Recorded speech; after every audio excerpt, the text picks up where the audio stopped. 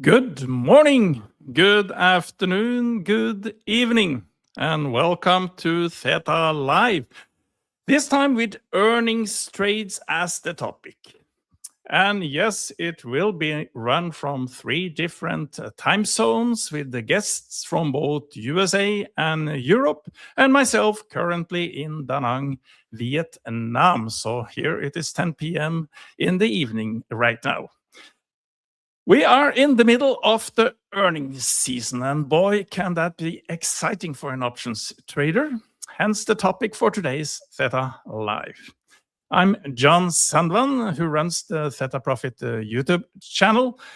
I have a long career as a journalist and communications manager before I took an early retirement last spring. And now I spend my time trading options and running this YouTube channel.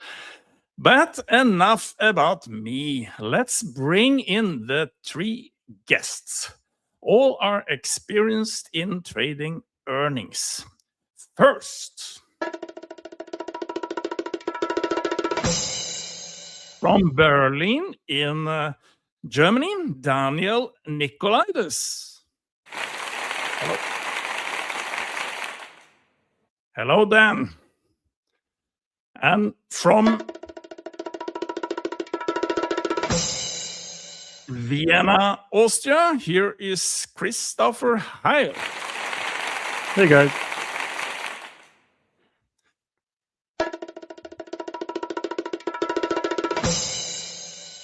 And finally, from Utah in USA, Eric Goldreich. Hi. All right, guys. Thank you for joining and being willing to share your knowledge in this session. I thought let's first do a very quick round of who you are and let's start with you, Daniel. Yes, hello everyone. My name is Daniel, and you might have seen another video I've done with John, so I will keep it very brief. I'm an options trader, and I've specialized in volatility tradings, and one of these trades are especially earnings, and I'm very happy to be here. All right, and Christopher. Yeah, Christopher from Vienna, Austria, just south of Germany, 2 countries only divided by a common language, as they say. And I've only started trading options seriously about a year ago, but very quickly actually switched to full-time to it. And I might approach trading maybe a little bit different than many others, because I'm on the belief that you can always make more money, but you can never make more time and learning. So this is what I focus on in how I trade. And this is also why I like trading earnings actually a lot. And Eric. Hi, my name's Eric. I live in Utah in the United States, which is about the same size as the United Kingdom, but it has only 3 million people. I retired from my long business career 3 years ago, and I taught myself to trade options since then. While I was working, I was a long-term investor, so I come to it from a perspective of having a long-term portfolio as well. Thank you. And both Daniel and Christopher and Eric will soon present how they each trade earnings. But before that, a bit of practical information. First of all, this live stream is organized in cooperation with Earnings Watcher, a platform that helps options traders identify the best earnings trades. It's an amazing tool, actually, that builds on historical data of how different stocks have behaved around earnings events. So I do recommend that you check it out. And Earnings Watcher does offer a 33% discount on their annual plan for the Theta Profits audience. So you find the link to the discount in the description and at the moment also on the screen.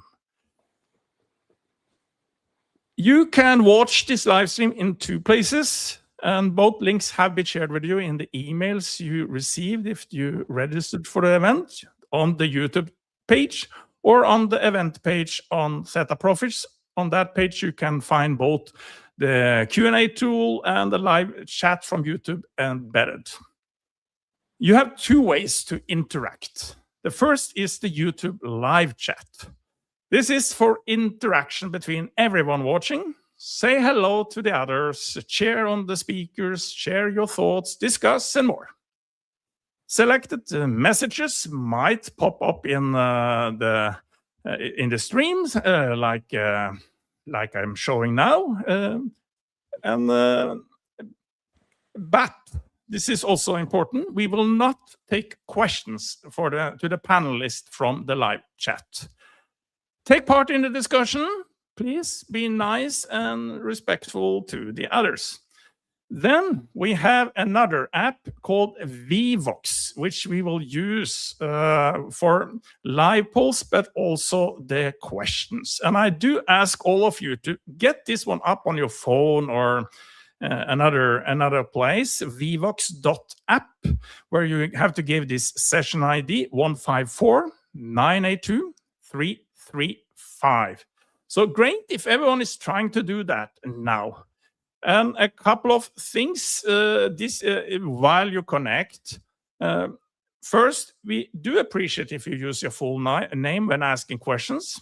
It is not mandatory though. You can, and you do have the options to post your questions anonymously if you prefer.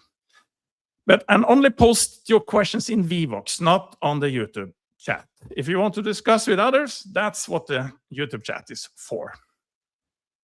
I hope everyone now is connected. And in Vvox, you have two tabs. You have a house icon. This is where we will run several live polls during the event. And then you have a Q&A icon. And this is where you can add your questions. And you can also vote questions up and down. And I will, in general, pick the questions that have the most likes first. Ground rules, again, be respectful and friendly, please, and stick to the topic of today, earnings trades. That is the main topic. So let's test this. And there is a poll already running, which is how often do you trade earnings? So I hope everyone now can go in there and respond to this. So then we have also some kind of an idea about who is in the audience, what is the experience or activity level you have. So I will, great if as many as possible will respond to that, and let's start bringing the results in. And we see that there is a group that is not so many people have responded. So I do encourage the rest of you to also give your information. There will be more live polls during this event, so you might as well get used to it. But what we see here is, I think that the biggest group here is actually doing this occasionally a few times a year. And then we have one very dedicated group of about 11% so far. I will, any comments for anyone in the panel about this? Christopher, what are you saying? I think we can change those numbers after today's session and give some ideas how to trade earnings more often. Right. Good. I'm going to take those results out, but keep this up in your app, and we will run some live polls in between the speakers that will give where you can, so we also have an idea about your experience level, what kind of strategies you trade, etc. All right, I'm stopping the poll now, and we are taking this out. And let's get to the presentation. And the first one out is Daniel and Nikolaides from Germany. And I've asked him both to give some kind of an overview of earnings trades, but also, of course, how he trades himself. So, Nikolaides, the floor is yours. Thank you, John. And hello, guys, again. And I'm very happy that we do this, the three of us here, because you get multiple views. But let's dig into that, what we are doing in earnings, and why it is so good to trade earnings. And I just put in the most basic information for those who haven't done earnings, but maybe some information for others who have been trading and earnings and want to take the next step. So what are earnings really? Basically, not a directional bet. They are a scheduled event, and options don't price the direction really. They just price how far the move would be. Maybe you've heard of the expected move. I've talked a lot about the expected move, but with earnings, the expected move is what the market expects to react to. And the problem is that a lot of long-term investors, especially institutional investors, they want to hedge the portfolios, and that's why you normally you don't trade earnings. A lot of people just sell puts because puts always have more premium with them. But here you also have market makers, and implied volatility spikes up. I don't want to deep dive what options are. I think you know that. That's why I just assume you know what implied volatility is. And due to this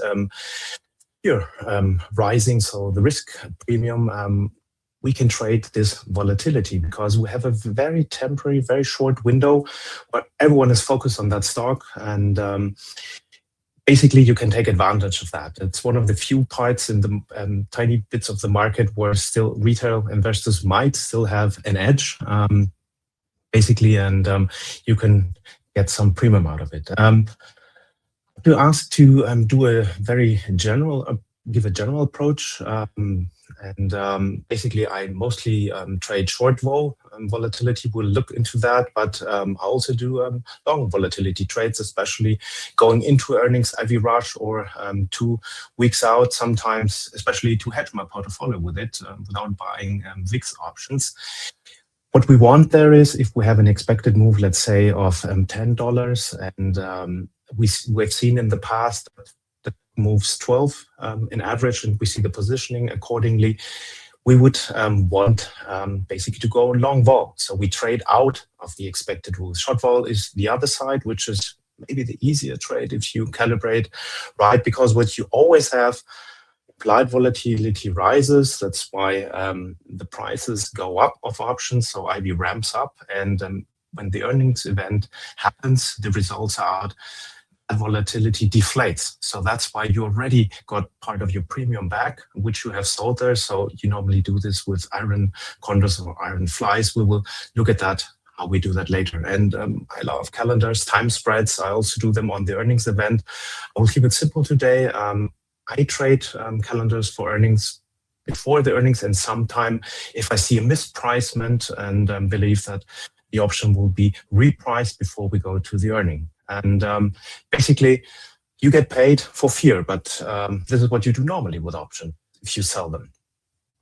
Why short volatility works, I will deep dive into that today.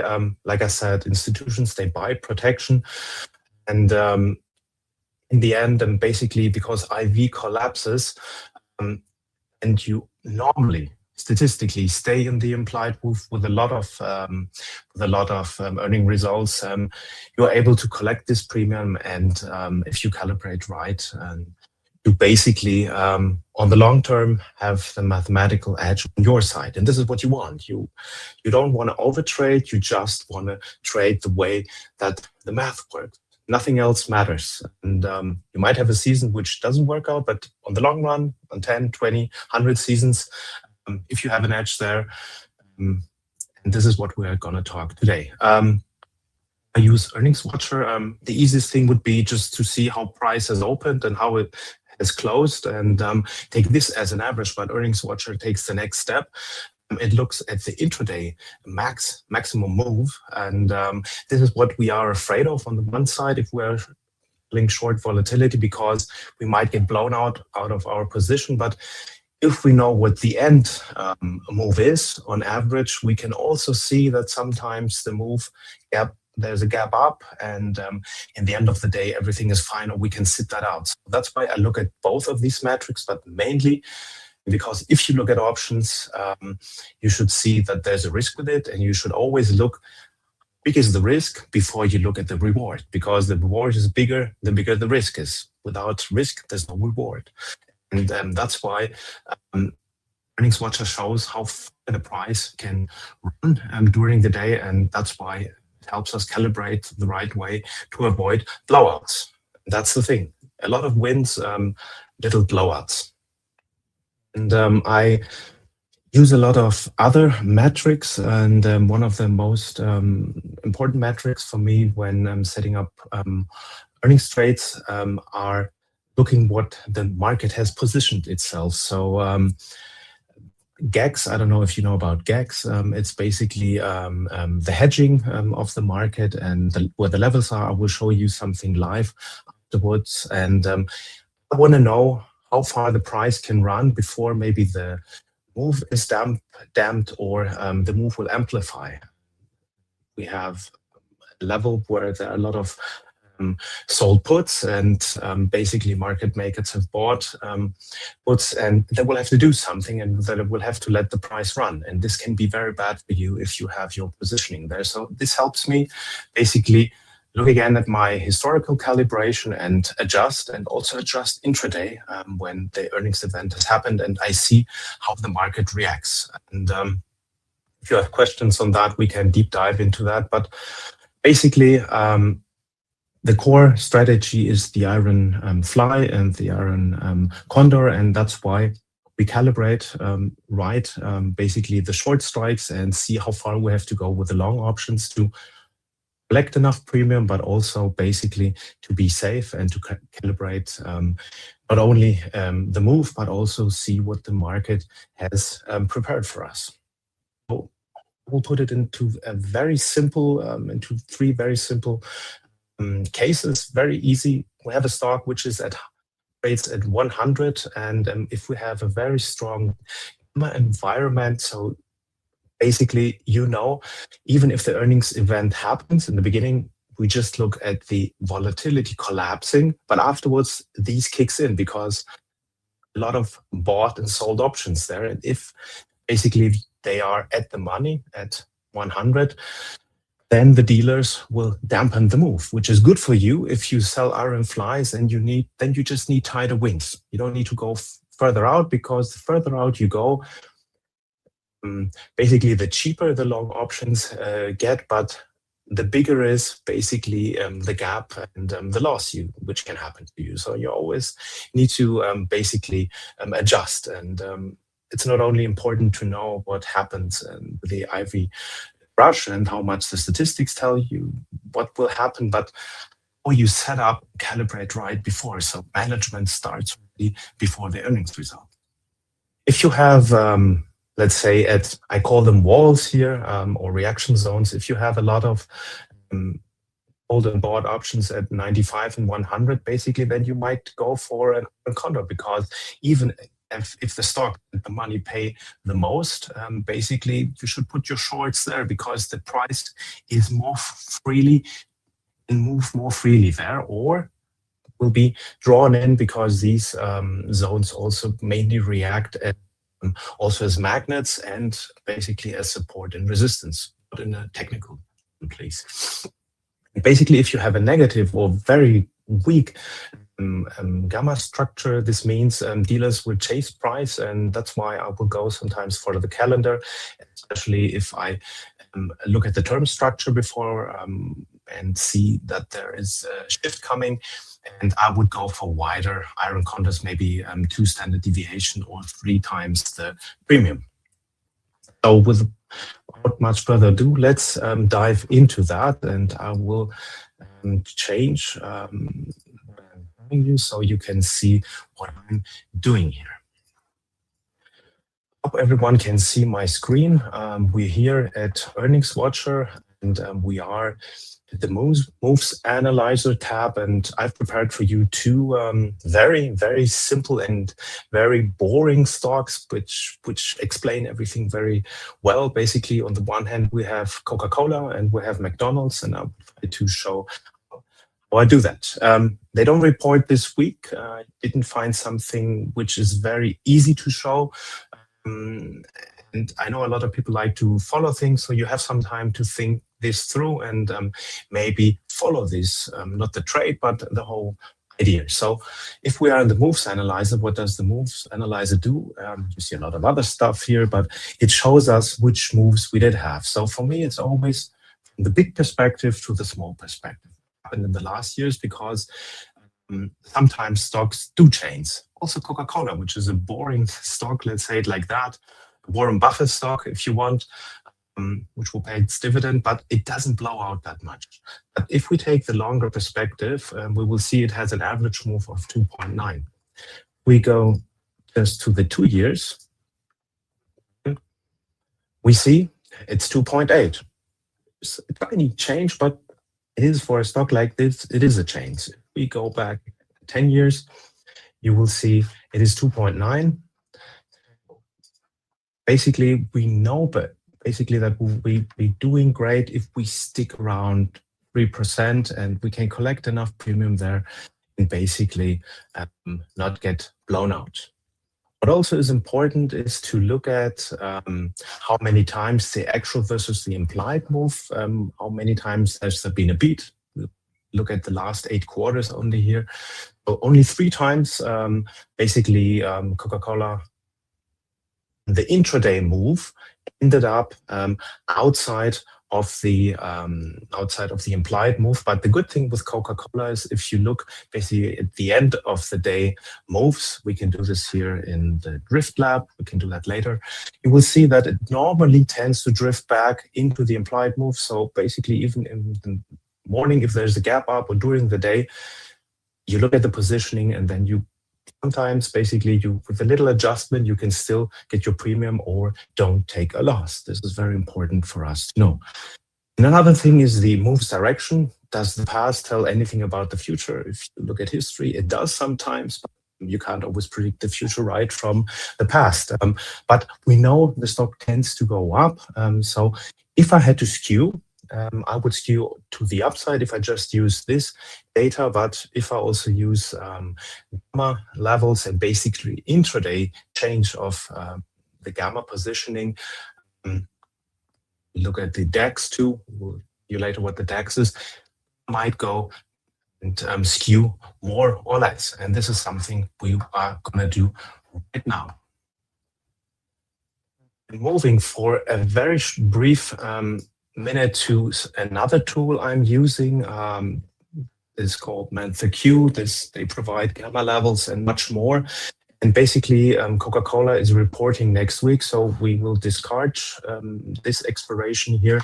So we will be looking at the 13th of February for our expiration. We see here any negative change, which means a bit more destabilizing. But what I'm interested in, where is the high volatility level? So where do we go from positive to negative gamma? This is important, how moves happen, and more importantly, where are a lot of calls which might act basically as a support, as a resistance, and where are a lot of puts which act as support. So this is something next to the roughly 3% we have at the back of our head.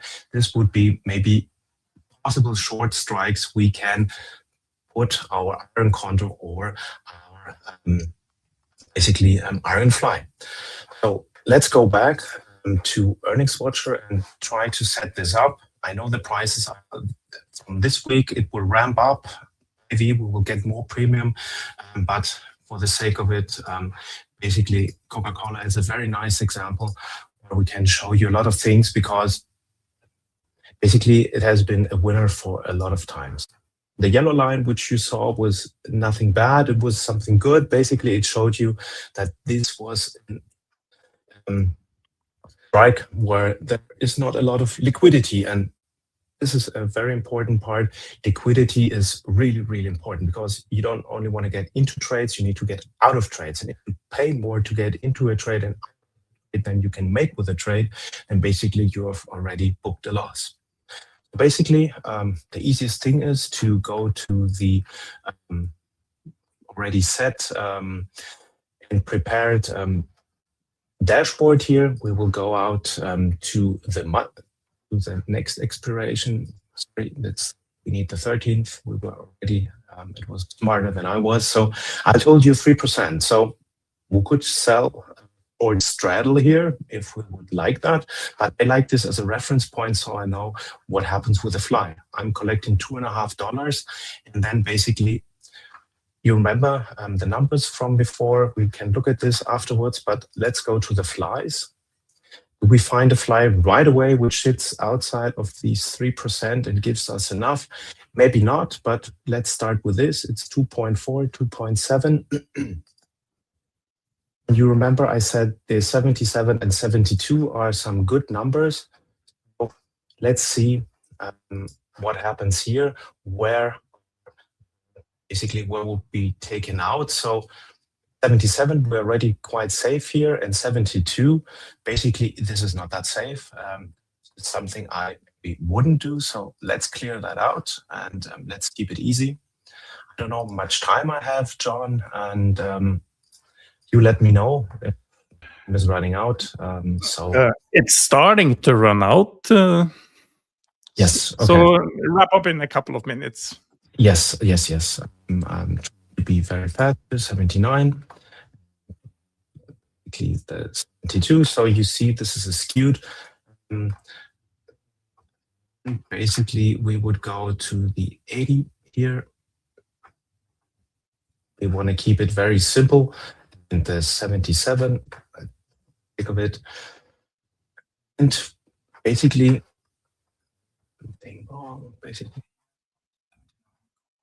we put yes. Take here. Very sorry for that. And click 2. This looks a bit better here. So basically, we don't have much room to the upside. We would again adjust that. Basically, we have a high likelihood of success. We have a lot of, even on the downside. And basically, we see the risk and reward is not that good. So that's would have to adjust that. Basically, I don't want to take up the time of the others. This would be a trade I wouldn't take like that, because we know two things, and that's why it's important to see the things. Just don't take numbers and put them in. This is a trade where we know how the market has positioned itself, how it would react, but this is a trade we would have to adjust, because historically we normally tend to go to the upside. So basically I would try to go to the 3%, move on the upside, and maybe to only a 2% on the downside. So we would collect a bit more premium and we would be more safely. I don't know how much time I have. If not, let me know and we can go to the next presentation. Otherwise, I will go on.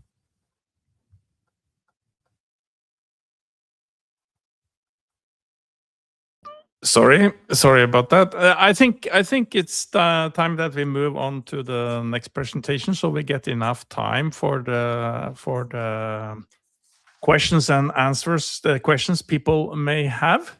But thank you very much, Daniel. And I just want to remind everyone that you go to the VVox app to ask your questions. And we will have a Q&A session after all the 3 presentations. I did put out another live poll, and we'll take just a very quick look at that one. The results there. We asked, how do you usually approach earnings? Well, the big majority here is still figuring it out, so I hope that this session will make it easier for you. While there is about 1/3 who is saying that they have no directional or volatility plays. So that's a bit about that. Let's bring in you now, Christopher, and hear how you trade earnings. Yeah, gladly. Thank you very much. So, maybe very short about my background. So I was into options and trading actually already 20 years ago. However, there were not really any platforms back then. And when I studied, it was basically a coin flip between computer science and risk management. So when I flipped that coin and ended up 20 years in software development, but was lucky enough to start a company and have a quite successful exit. Stayed 4 years there, built that department up for the new buyer. And I had a quite comfortable job, but it was not so satisfying anymore when I found trading for me and switched to trading full time last year, as I said. So for me, it's maybe not as experienced as the other two speakers, but I have a very distinctive approach, I think, here, because I always want to maximize my time. And this is also why I like trading earnings a lot, because earnings basically give you an opportunity to trade in a very accelerated market. So I like to either make money or learn something, ideally both, but I would even take learning something above making money. And earnings is just you put on one play. I do mostly short vol the night before, the day before, and you're out the next day. And it's high volatility. There's a high implied move. Something is going to happen. Options are priced accordingly. And it's just a great accelerated learning place. The buying power lockup is very short, only for the duration of the trade. But, and that's maybe also why not that many people in the audience trade it as much, it actually takes quite a lot of time to figure out what play to put on, what are the right earnings, what's in your favor, what's not in your favor. It used to take me a lot of time to research the IVR history, the term structure, and so on. So I then didn't play it as much until I started using platforms like Earnings Watchers that give me that cut down the time on this research a lot. So what do I trade? I'm mainly trading short vol due to all the reasons that Dan said. Get paid for taking risks, and in short vol long theta plays, this is typically where the risk is higher, and therefore you can get paid a bit more for taking on those risks. But I actually do not trade the iron condors or iron flies, because my main trading is on Interactive Brokers, which is a quite high fee broker. And if I trade a narrow iron fly, that might have a great probability of profit, but basically I'm hoping for $10 of profit for a four-legged trade with $4 of commissions already. I'm already fighting quite the uphill battle. Of course, the changes depending on your broker and your commission structure, but I'm looking to have as a few legs as possible. I also want to have basically the maximum P&L, so either full losers, 100% losers, or 100% winners, because that also limits the impact of commissions and fees on my position. And also the higher stock price, the better, because the fees typically are based on the number of lots and not on the price, and the price of the option typically goes higher with the stock price that's higher.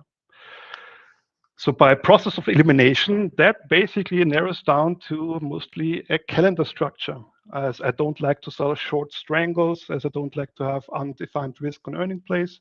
I do that maybe on futures, but not here. So my weapon of choice is the call calendar, my default. So that's basically where you sell a shorter dated option that's directly after the first expiry after the earnings announcement, and you buy a longer dated option. By default, I typically look at the money, a calendar structure with as long as it's the same strike, 2 to 4 weeks later, and then adjust it. If I have some incline of I just want to be a little bit higher, a bit lower, I may adjust the strike price. And also I change that to a pick 2 weeks, 3 weeks, 4 weeks based on the liquidity. Often that I would go for the monthly expiry, which is often more liquid. What does this look like?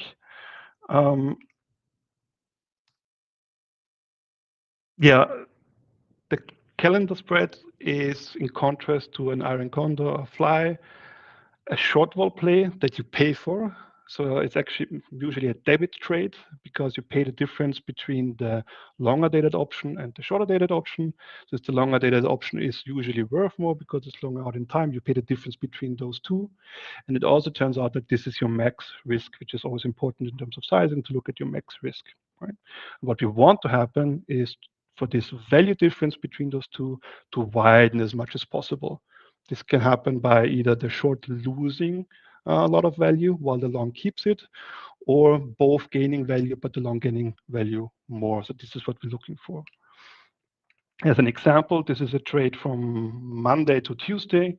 So Merck had earnings Tuesday before open, and I put on a call calendar. This is an example where I actually put it out on a little bit higher. I thought it's more likely that Merck will go higher than lower, but it doesn't really matter. I will show you also the result if you would traded it at the money. And I have the 120 strike with a short expiry was this Friday and the long 2 weeks after that.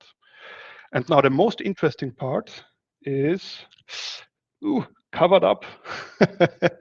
I'm not sure, John, if you could remove the questions. Thank you. So what I want to show is down here, we can see the two different IVs. So we can see the front one for this case. When I put it on quite early because I didn't have time later in the day, was at 54% versus the later one is 31%. And then I took actually another screenshot just before market close on Monday, where you can see also how much this volatility even rose throughout Monday. So this was basically 4 hours later, it went up from 54 to even 64%. So this is also Dan shortly mentioned the term structure that I look for to give me more conviction in the trade. The higher the ratio of the front month IV to the back month means the more overpriced the front month is. And we expect all these juice to come out once the earnings happen. So remember the day before earnings, 64% and 33%. What happened? Well, there was an earnings announcement. It didn't look too well. It was here. It looked like the stock went down. Market was disappointed. I was convinced, okay, it's going to be a full loss. But as often things turn around in earnings, it jumped up in the first candle and directly into our profit. Funnily enough, throughout the day, it actually came back down to, I think, almost half or like a third of that price, which is also very fun why I like to play earnings, because it's just not one move, but often it bounces around and it gives you a lot of opportunities to make money.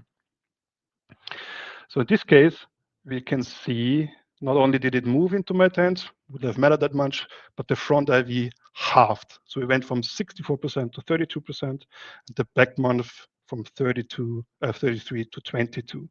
So basically the front one halved. So it was the overprice was reduced by half, and the overprice of the back one was only reduced by a third. And this is what gives us a lot of money back there. So this is how I closed it out. And what I like is I put it on. It was very clear. I put on my calendar. It took me maybe 1 or 2 minutes. Next day I saw that. I took it off, and taking the screenshot for the presentation today took me more time than the whole trade. So the return on time investment is really good. The return on mental headspace investment is really good. And this time it also worked out that the profit was actually quite good, over 100% from what I could lose. So I think that's my 8 minutes up. Maybe just one more thing. I love the calendars because I can use them in a lot of other trading that I do. They are very complex beasts in practice. It's never like what the models tell you. I also like to do diagonals if liquidity allows, and I use it a lot in, for example, my SPX or my weekly trades, index trades, and so on. And earnings is just a great way to have this accelerated learning how calendar structures and diagonals actually behave. Thank you very much, Christopher. And we had another live poll out there, and that's really where we ask, which earnings strategies do you trade most often? Well, basically, people are answering either iron condors or calendars, as you just reviewed, Christopher. Were you surprised about these results? Yeah, I think those are the most straightforward. Iron condors is what a lot of people know, and basically the non-directional stuff. That's also not surprising how it turns out. And calendars, because they have a lot of upsides in terms of what I just explained with the IV crush of the front month. All right. Thank you, Christopher. I do remind everyone to put in the questions. And if you have questions for a specific of the presenters, it's very good if you write that in your question so we know who to direct them to. But let's move to you, Eric. How do you trade earnings? Well, thank you, John. I do everything that Dan and Christopher have already mentioned, but I tend to take more directional plays. As I mentioned earlier, I've been a long-term investor for a long time, and I've got about 75 stocks in my portfolio, and I know quite a bit about all of those companies. I read about them, I follow the earnings reports, I listen to the conference calls, and so I frequently have a directional bias. And in those cases, I will either buy put spreads, buy call spreads, sell call spreads, sell put spreads, because I'm comfortable with bigger swings. I'm willing to go for a 3x return, and I'm willing to accept 100% loss. So that's probably not something that most people are going to be doing, but that is one of the things that I do frequently. I also love to follow Dan's trades on Earnings Watcher, because he does all the hard work, and all I have to do is decide whether or not I think that his thesis is correct, and then I can follow along.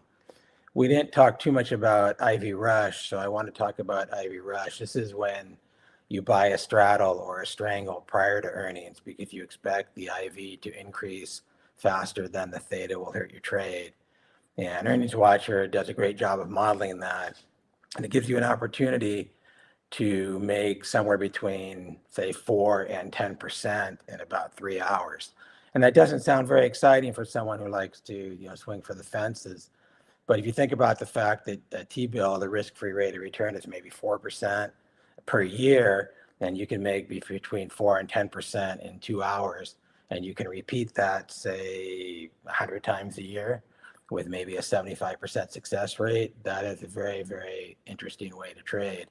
And your risk there is very low, because as long as you get out before the earnings announcement, I mean, maybe you're looking at somewhere between a 2 to 5% loss and maybe a 4 to 8% win on average.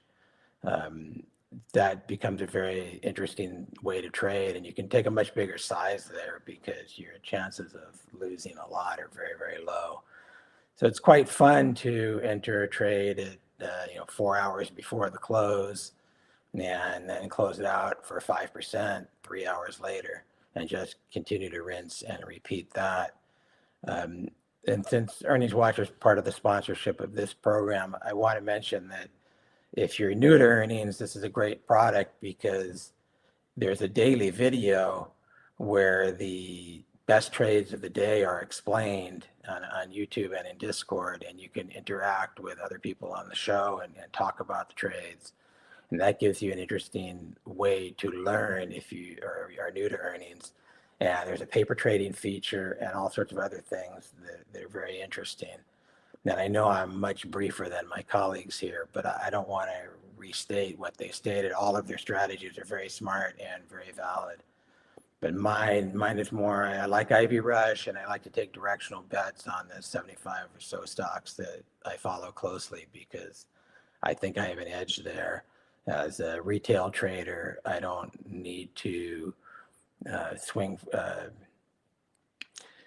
I can get in and out quickly because I'm not buying thousands of contracts. You buy a few contracts, stock goes the way you want it to go, you close it out, and you move on to the next one.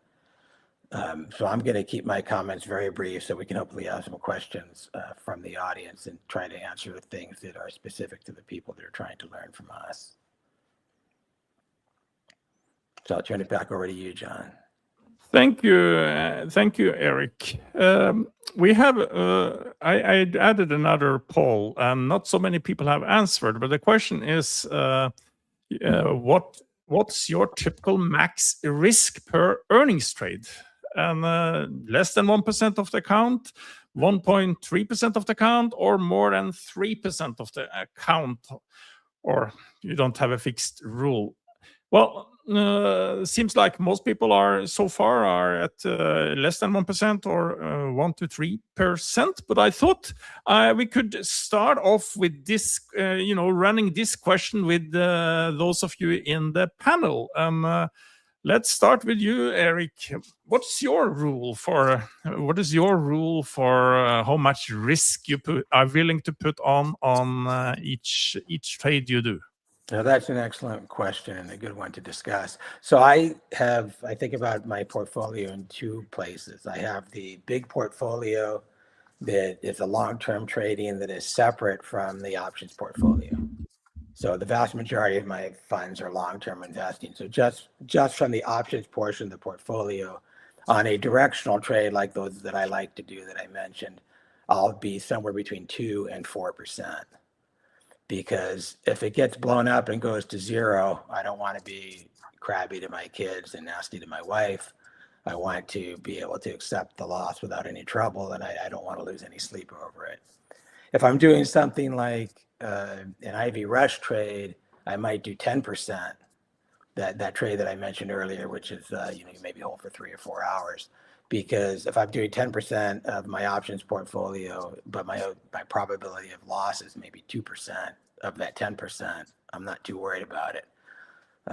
So it depends on the type of trade.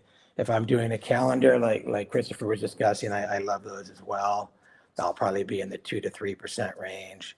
It also depends on my level of confidence. If it's something like Disney, which I'm in now, which I was pretty confident about last week, but so far I've been wrong, although it's doing a little bit better today. That's maybe a 3% trade because I had my belief was that Disney would not move on earnings. I was wrong. It went down 7%, and now it's recovering a little bit today. So I still think that trade, right now it's slightly profitable, about 50% profitable. So that's how I think about percentages. What about you, Christopher? I'm a lot lower than that. So first of all, the calendars tend to lend themselves either to 100% loss or 100% profit or 150% profit, anywhere in between. So always assume there's a good likelihood that that money is gone by when I wake up tomorrow, more or less. And I'm in the nice situation that I have, probably quite substantial capital. So I'm also not really swinging for the fences as much and more in the preservation mode. I also have various trading accounts and LLC trading accounts and retail accounts, and they typically go way below 1%. I don't think I've done an earnings trade above 0.2% max risk on that account, not even on all the accounts put together, simply because I like to play all the statistics and the numbers, and I like to trade small and often, but if I don't trade often enough compared to, I don't know, I do like 150 zeros a day, and I don't know how many futures and so on, I can go a bit higher. And if I lose like a full 2% with all my other trades, that's a bad day. So I'm not willing to spend 2% on a single trade, on a single occurrence of a single night, on an earnings trade. So that might be small, but if you do 2, 3, 4 earnings plays around every week, and you risk 0.2, 0.5, or even 1%, that's still a lot of money, a lot of risk at the end of the year. Daniel, what is your rule? Basically, with most and all of my trades, basically, I would go for 2%. And if I have more confidence, and especially with the calendars and other things I can adjust, and there I would even go, if I know I will do a lot of trades repeatedly, I would even go to 6%. I wouldn't recommend this to anyone who hasn't been able to adjust that and to have a decent win rate and to have mathematics on their side, because you might have 1 or 2 seasons which don't work out. So keep it to 1 to 2%. Would be my advice. And if you feel more confident with your strategy, maybe after 1,000 trades, maybe move up higher. Earnings are one of my core strategies.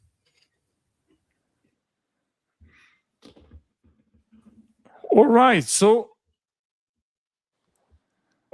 so let's go to the questions. And we have a few questions already in, but we'll probably have time for more than the ones we have. So just go to the Vivox app and use this session ID 154982335 to ask your questions. And it's great if you are clear, if you are addressing it to one particular in the panel. The first one, That is a pretty long question, but I will just try it from Eduardo Lu, and I will try to read it out. For those of you who trade short volatility, for instance, the IV crush, number one, do you typically let the position expire or do you try to close it after the event? I have often found it difficult to exit after the earnings announcements due to wide spreads and low liquidity in certain legs. Question 2. I estimate that the minimum annual data cost required to run this strategy is around $3,000. Does that align with your experience? And 3. On average, how many events do you trade per earnings cycle to diversify the tail risk exposure? Do you avoid trading highly correlated tickers, for instance, banks like GS, MS, and JPM, and instead select only one from each group? That was 3 questions. I hope you can remember them. Who would like to take a stab on this one? I'm happy to answer all of them, but I've already forgotten what they all are. So if you could ask them one at a time, I'd be happy. All right. So first one, do you typically let your position expire or do you try to close it after the event? You know, if you tried short volatility. Never allow it to expire. Always close it. As you get down to the end, there's just too much gamma risk, and any crazy thing can happen. There can be a tweet from the President of the United States. There could be a crazy sell-off in software stocks where they're all correlated, like we're seeing now for no reason. So you don't try to squeeze the last bit out. When you've made a profit and you're happy with it, take it off. Don't be a pig. Pigs get slaughtered. And his second question was, I estimate that the minimum annual data cost required to run this strategy is around $3,000. Does that align with your experience? Is that for one trade or multiple trades? I'm not sure. I think that it just depends on, you know, how much money you have and how much money you can comfortably put at risk in the market. You never want to invest money that you need to eat or live, because if you do that, you'll be running scared all the time and you're guaranteed practically to blow yourself up. But you can put on a trade for $100 and you can do a lot of them if you want. It just depends on your situation.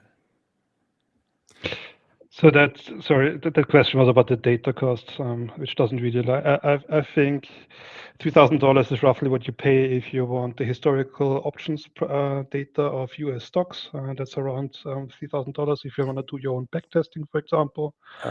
I think this is what the question is getting at. I don't do that because I'm not running my own backtest and buying all that data. I'm rather looking for other resources that have done some research. I basically only look for 2 things. One is the history IV/RV, and actually use things like market watches, which doesn't cost you $3,000 a year in order to get that. And the other thing is the term structure, which you can get for free in lots of tools. The third question was about diversification of the risk. How many events do you trade per earnings cycle to diversify the tail risk exposures? Do you want to add something on that one as well, Eric? Sure. I think that if you have an understanding of banks, as the caller's question suggested, there's no reason to diversify. If you think you understand the banking world, trade a lot of banking stocks. If you think you understand chips, trade a lot of chip stocks. But again, I come from that as a perspective of I have understanding of the specific companies. So I would not think about it as diversification. I would think about each event individually. Each trade is different. Each setup is different. Is there anyone else who would like to add something on the questions that Eduardo asked? Yeah, so for the last one, Also, I don't really diversify that there because I'm trading the volatility and doesn't really matter the sector. However, if you would go with directional plays, for example, those tend to align. So the banks all go one after each other. If one bank has a nice earnings report and the market reacts well, all the other banks typically go in the same kind of direction. That's not the earnings plays that I do, but if you go in those directional plays, then yes, you should diversify. Meaning how I played it in the stocks, I actually go to all the different banks if I want to be in banking, but the overall position is like my one position that I want to have. All right, I guess we will move to the next question, which is from just a moment, which is from Peter. Which earnings events over the next week do you pay the most attention to? Anyone with some good tips of what is the best earnings trades for the next week? I'm not there yet. I can tell you what I'm going to do when I get off this call after I see what's been happening with my open positions. I'll go into Earnings Watcher and I'll take a look at the calendar and I'll look and see what's coming up. You can, you sort by day, you sort by before market earnings and after market earnings.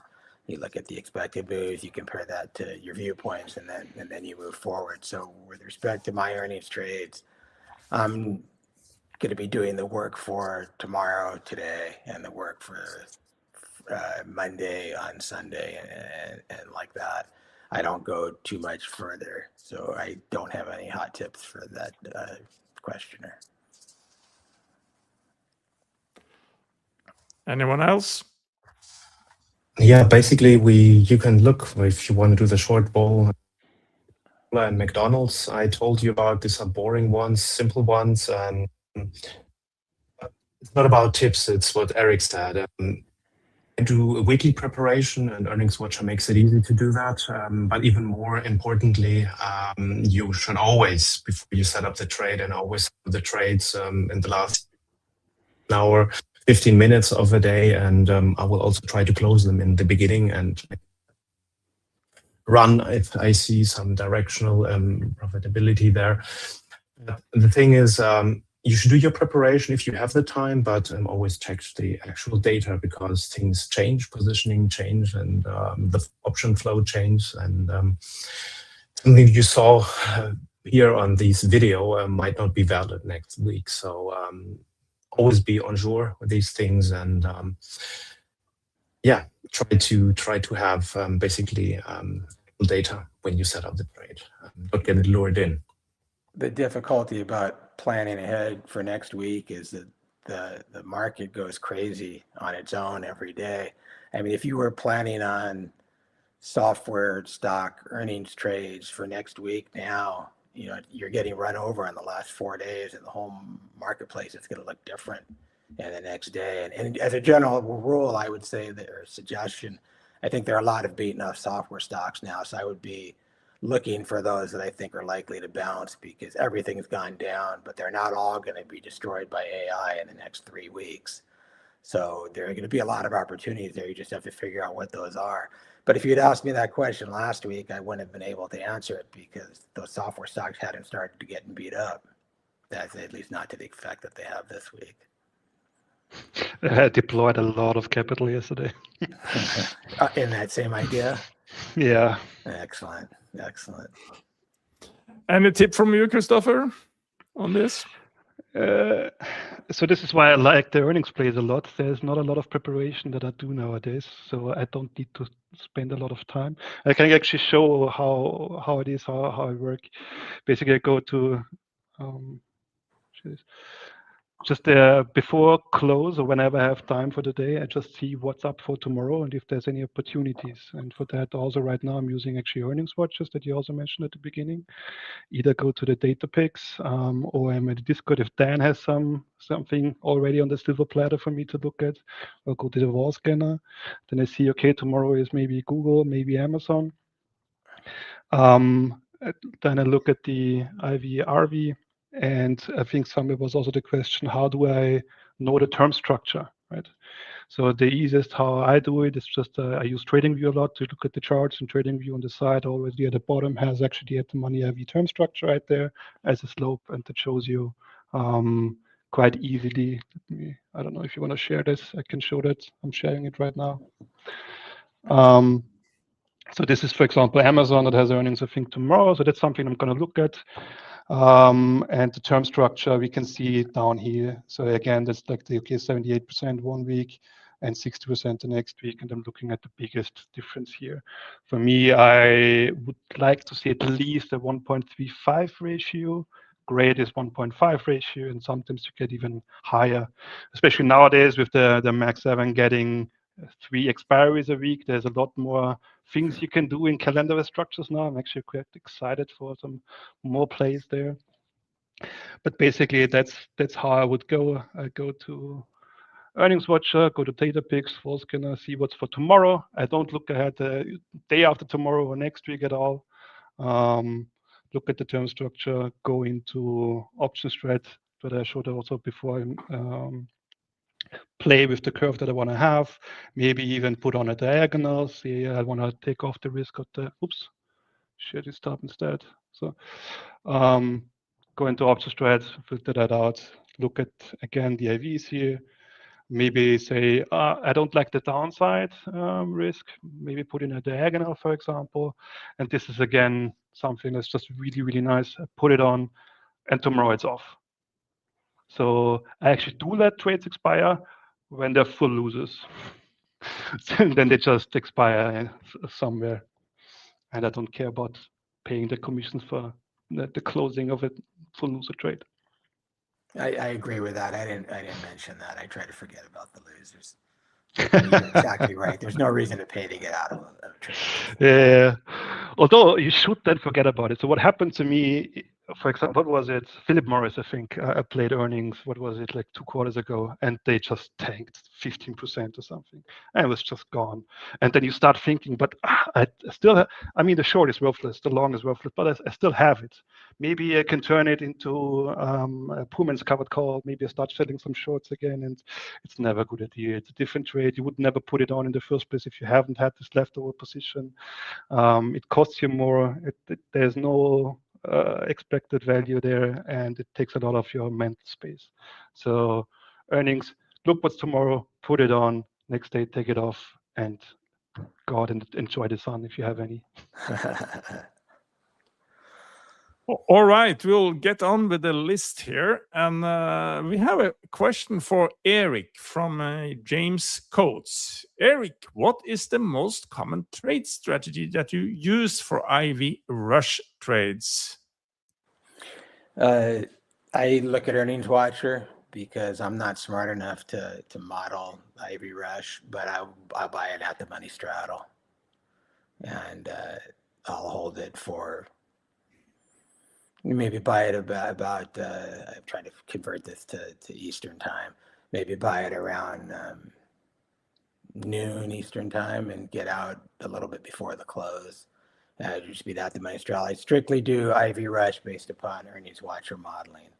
That's the only way I would do IV rush. It's all there, as Christopher said, served up on a silver platter. You just have to look at it. The key with those IV rush trades is you want to make sure that the underlying is liquid, because if it's spready, you're going to pay too much to get in and you're going to pay too much to get out, and you're going to find yourself 5 minutes before the close having to drop your price until you can get out. And so you don't want to do that. So you want to look for ones that are highly liquid. The other thing is that I don't really get interested unless they're modeling 9 or 10% profit, because you want to have a fudge factor there in case the model's wrong. And so my goal is to make 5%. And if I get to 5%, I'll probably just take the trade off, because that's a guaranteed winner. And in the last few minutes, you're never sure what's going to happen. All right, we have a question that you touched on, Eric, so I will let Daniel or Christopher respond, and that is, should we always avoid using stocks with not high options volume? What say you, Daniel? Always. It depends how much you trade. If you see an edge in a week on 20 stocks and or 30 or 40, depends, then maybe not avoid it, but play it very small. But in general, with every trade, not only earnings trades, basically liquidity is king. And I've repeatedly said that. So, and a lot of people ask, when can I get out of trade? And especially in earnings trade, even if the stock doesn't move that much, the prices are wild in the beginning. It's like crazy. It's very interesting to look, and you have to train yourself not to panic, because this is the most important part. You have a plan which you made before entering the trade, and not making a plan while you in the trade. I know it's difficult. Sometimes you have to adjust this kind of time. Especially if you know what your loss is, and be able to take it. And especially with these illiquid stocks, those ones, after the first 15 minutes, market makers able to price, or you might get more liquidity there. But if you can avoid them, if you find an edge with more liquid stocks, if you are more used to all these earnings trades, then maybe you can get into trading a bit more illiquid stocks. I would advise everyone to avoid everything below to 10K average volume. Might get on these ones. I would only do calendars, most of the time with 30 days out, different than Christopher. I like what Christopher does a lot. Makes a lot of sense, especially if you are a week, play the week after. But always try to look for liquidity, because the calendar you can a bit and maybe sit at longer. Yeah, that would be my approach. Anything to add from you, Christopher?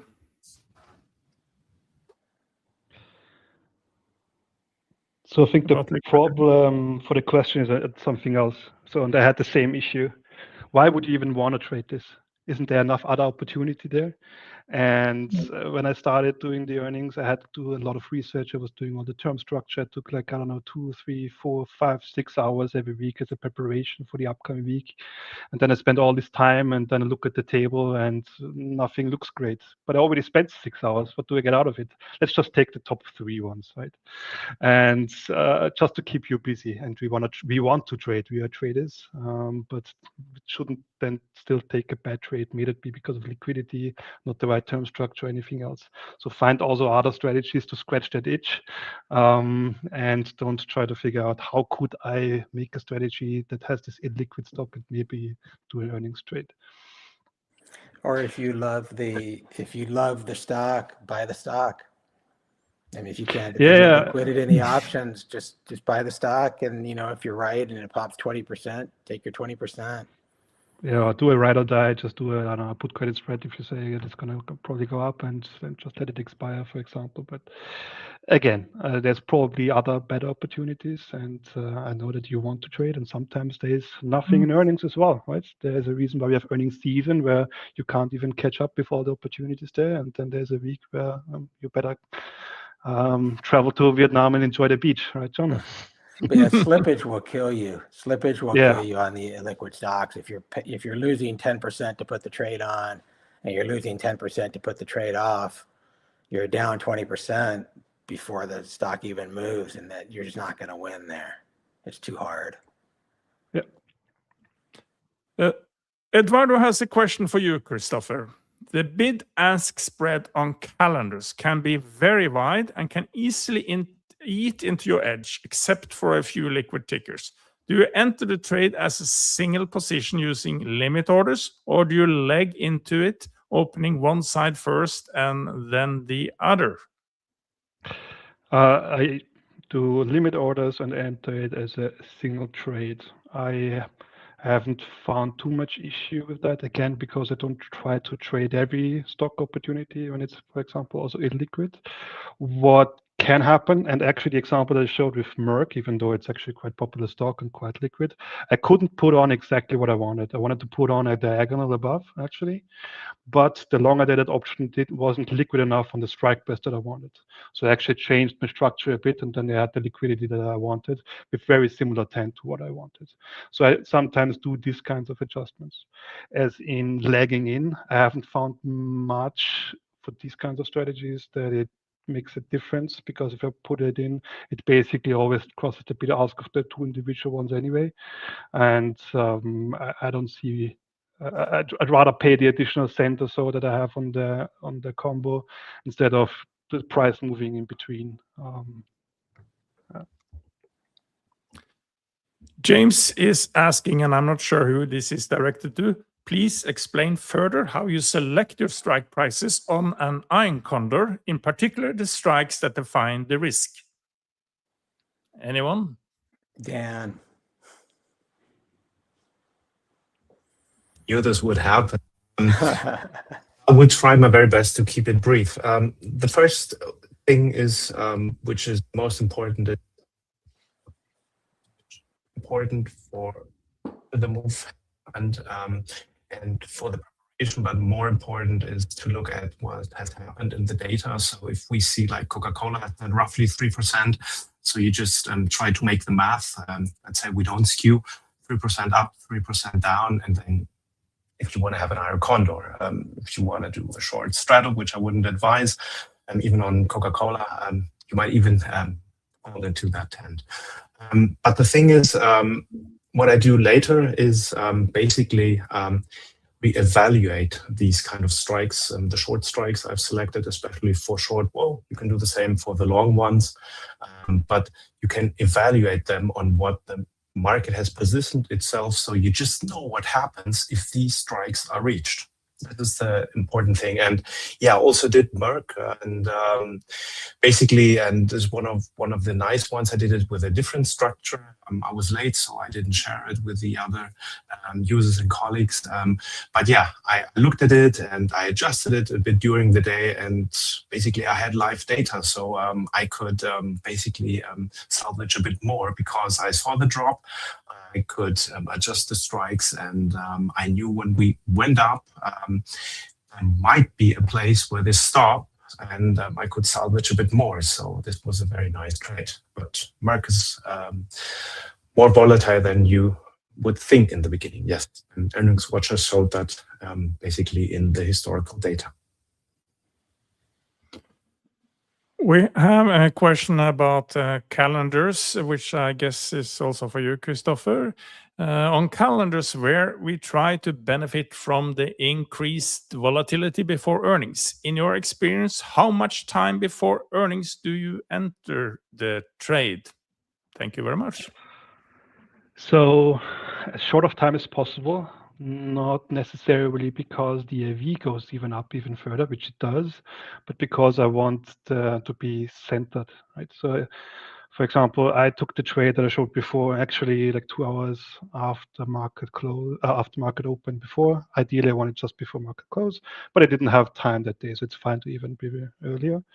But the Merck moved from, I think, 112 to 113, 114. So by the end of the day, before even earnings, the stock price might be somewhere where you don't want to have it. So for these kinds of plays, mainly the last minute, or maybe not the last minute for the also for the spreads, but within the half an hour before market close, before the earnings event, I put it on highest AV, but also mainly because the stock price is where I want it compared to my position. Anyone wants to add anything on this? If not, we will go. There are strategies that involve putting the calendar on 3 weeks before earnings to attempt to take advantage of the IV rush, similar to buying a straddle the day of. But that requires a different set of modeling tools, and it's probably a longer discussion than we're having now. But those trades can work. But if you're interested in that, I would look only at highly liquid stocks, so Mag 7 and things in that range, because otherwise you're going to again get killed on slippage. Yeah, and also with calendar structures, there's always the model, and then there's reality. Generally, you can say, we put on a calendar, it's actually positive Vega, but IV goes down and the calendar wins. How is that possible, right? And there's always a difference on the different times and different strikes as well, how delta and gamma reacts, but especially how IV, volatility, VOMA, and so on react a lot. Generally speaking, the further out in time, the more muted the reaction is, and the one that's closer in time and closer to the strike, the more volatile all these curves, especially the second order Greeks, are. And one thing is trying to understand it in theory, and you can take all the modeling and push all the sliders up and down and see how that moves. But the other one is just seeing that in practice and how the market actually moves and how the market prices it in. Because at the end of the day, IV is just means what the market is willing to pay in addition on top for that option. And that doesn't have to respect any model. It's just how the Black-Scholes and others tend to spit out the additional price of those options at the time, right?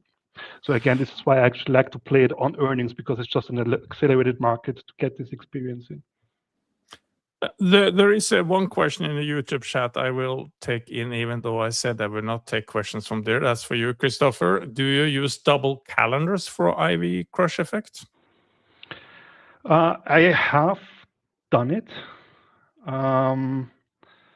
but I tend not to. Coming back to, I like to reduce the number of legs. So double calendar, again, double the legs, double the fees and commissions. It gives you a wider tent. Basically, instead of one calendar, you to put two. I do that a lot in other weekly trades, but not so much as around the earnings. It flattens, goes down with the max profits and increases the fees. So I have done it before where I really wanted to play it, but nowadays I have enough things on my list of possible trades that I just basically cherry pick exactly what I want to trade, which is what I described before. And double calendars that don't really tend to do much for earnings.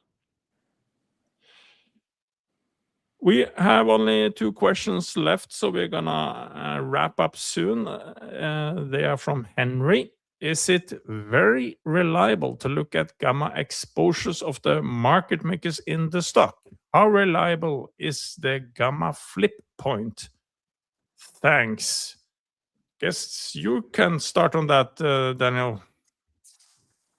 Yeah, as I said before, basically gamma reaction levels and delta exposure is very, very helpful to day trading or swing trading or whatever kind of trading you do. Earnings trades, you have to understand, as the situation show, the secondary filter. It's an important filter, but a secondary filter which will kick in after the IV crushes.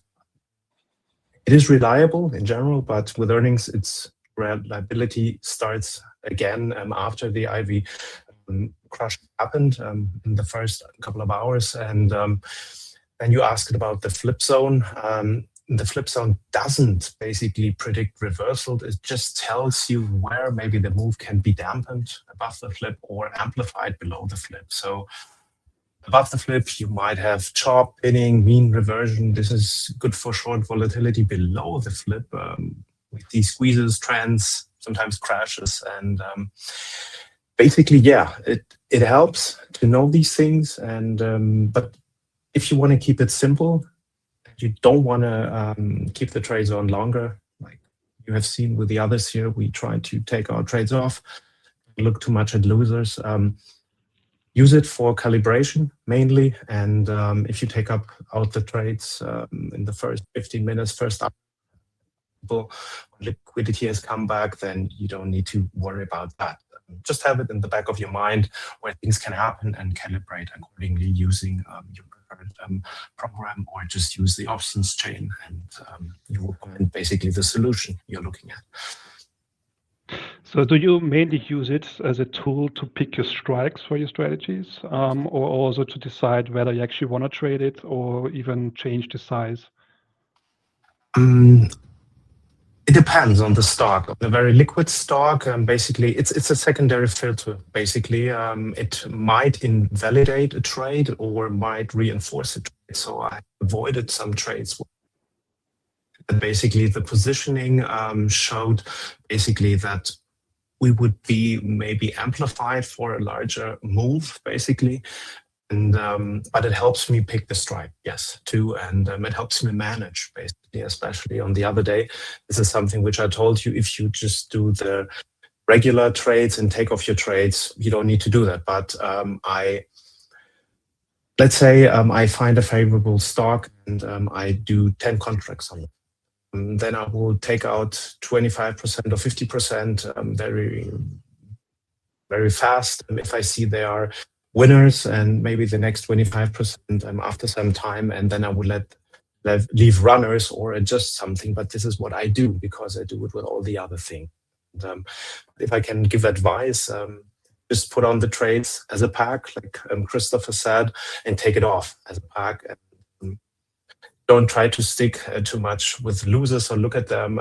There were losers when you looked at them before because you have accepted the loss. This is what Eric said. And if they become winners, be even happier, do something good for yourself or for your loved ones, and be happy that you are in your curve of consistency. What do you? I'm sorry to hijack, but this is very interesting to me. What do you think? Is how much time do you have to spend looking at like this additional conviction in terms of GEX data and maybe also I don't know options flow?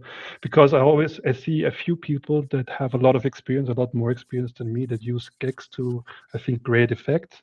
But every time I look at it, may that be for some SPX stuff or for earning stuff, and also the option flows, I see a lot of information that doesn't give me a lot of edge. Is it because I need to spend a lot of time understanding that to actually do that? Because for me right now, it seems that I have to spend so much time learning that the return on the time investment for me is not really there to learn it as much, and I'd rather just put on more trades to get my statistical EV out. It depends. It depends. Basically, for me, it's combined things. Earnings, as I said, is of my volatility trades shifted from Theta to volatility, and basically, if you trade, basically I'm in the move plus adding the volatility. I've learned all that stuff. That's why I have to come from the other side to understand your question. So yes, if you take a lot of trades, maybe you don't need it, but I believe if you understand that these things, how market behaves, what market does, basically, and how it behaves live, and basically it will help you with all the other trades. Because let's say you're earning just, I don't know, 20, 25% if you're not experienced, or from your portfolio of not investment, we don't talk about investment, about trading. What you do with the other stuff. Let's say you are basically premium collector, what a lot of traders are. You will trade VRP, you will use NVRP and the Z-scores and IVZ, especially to see which regime you are. So this helps you. Then you have to look at the expected move. Yes, something you do with the earnings, but in order to make this even better, you will want to know what the market is doing, how market makers will need to react. Or if you understand these mechanics, at least my belief, you can manage all your other trades better, and why not use it then for earnings? But I'm with you. I spend as little time as possible, so I created my own pathway. I've worked my way through all that stuff, understanding that stuff. So for me, it doesn't take much more time. So let's say I take a data pick from Earnings Watcher. This is something I will just take a little bit. If I look at something else which is more exotic, or I don't see the edge right away on Earnings Watcher, but pops up due to other factors, I would spend max 10 minutes on that. I have everything set here. You know, my exposure. Sometimes I will just look at the options chain. Basically, I will be honest, most of the time, if I'm really in a rush, I will look at monthly Q and look at the options chain, and that's it for me. And in one of my brokers, I have coded my own scripts and I have all the things there in one line, and just look at it. And from doing a lot of trades, I know what to do, but not only for earnings, but for all the other stuff. But it's something you do and you get into, and yeah, time in trade. This is the important thing, but also time, lifetime. For me, basically, it's not only time in trade, but how much lifetime do I spend with something? And in the end, we don't have enough time. So if I can spend maximum 5 minutes on planning a trade, that's the thing. And most of the trades have factored in the max loss. So I'm good to go. And I would have orders open and only adjust or jump into things if I really have time, which I mostly don't have. So everything is on automatic. I have two things to add on that, John, if I might. I'll be quick. All right. One is that there are a lot of gamma services out there. So before you start making decisions on gamma levels, make sure you've found a service that's telling you the truth. A lot of them do very naive modeling and are not worth very much. And there are a couple that are very good. That's one thing. Second thing is with respect to unusual flows, I found that to be quite meaningless, because lots of times someone will be buying a lot of puts to offset some other position that they have, and you can't evaluate flows without understanding the context, and you can't understand the context because you can't figure that out. So I think that could be very misleading when you see people on Twitter saying that someone just bought 100,000 calls on this. You have to take that with a grain of salt because you don't understand what the rest of their position is.